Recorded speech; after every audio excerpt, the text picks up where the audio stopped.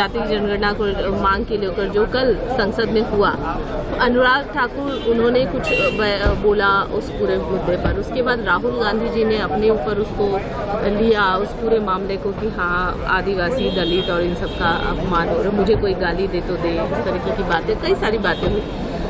क्या कहेंगे इस पूरे विषय में? देखिए, कास्ट सेंसस इसलिए ज़रूरी है कि अभी भी हमारे देश में पता नहीं चलता है कि कौन सी पॉलिसी लाई जाए, किस एरिया में कौन ज़्यादा इफ़ेक्टिव होगा, कहाँ किसकी ज़रूरत है। उसके हिसाब से अगर पता ही नहीं रहे कि कहाँ किस जाति के लोग ज़्यादा हैं, कम हैं, तो फिर आप उसके हिसाब से पॉलिसी कैसे बना सकते हैं? क्योंकि लोगों की ज़रूरतें जो है वो कई बार उसमें सांस्कृतिक आधार भी होते हैं। मैं बताऊं कि झारखंड में जल जंगल ज़मीन की संस्कृति है। आदिवासियों की सब तरह के पर्व त्योहार, जन्म संस्कार, विवाह संस्कार, मृत्यु संस्कार जंगलों के बीच ही होते हैं। वही साल के पत्ते धोना, पहाड़ नदी की पूजा, मतलब इस तरह से ही होते हैं। तो वहाँ पर आप डेवलपमेंट करेंगे और जंगल को काट देंगे और वहाँ पर आप कंक्रीट का कुछ बड़ा सा महल बना देंगे, तो उससे वो खुश नहीं होंगे, उनकी संस्कृति खत्म हो जाएगी।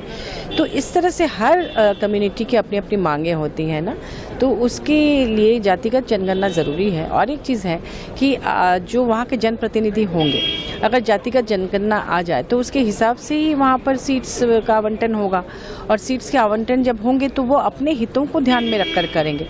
एससी बस्ती में अगर कोई ब्राह्मण जाके वहाँ का जनप्रतिनिधि बन के उनके लिए काम करे, तो उनको कैसे पता चलेगा कि वो क्या चाहते हैं अपने लिए, उनको उनकी ज़रूरतें क्या है। तो मुझे लगता है कि इसलिए कास्ट सेंसस ज़रूरी है, क्योंकि ये विविधतापूर्ण एक देश है और हमारे देश में Dutch, Mughal, Portuguese, Pathan, Greek और हर तरह के अंग्रेज़, हर तरह के लोग अलग अलग पीरियड में आते रहे हैं। तो एक मिक्स कल्चर यहाँ हो गया है और इसके कारण सब जाति धर्म के लोग एक ही जगह पर रह रहे हैं, बस सदियों से रह रहे हैं, कई पीढ़ियों से रह रहे हैं, तो उनका अलग अलग कल्चर भी हो गया है। अगर ये देश एक जैसा होता तो कोई ज़रूरत नहीं थी यहाँ पर जातीय जनगणना की, लेकिन चूंकि ये विविधतापूर्ण देश है, अलग जाति धर्म के लोग हैं, इसलिए ज़रूरी है।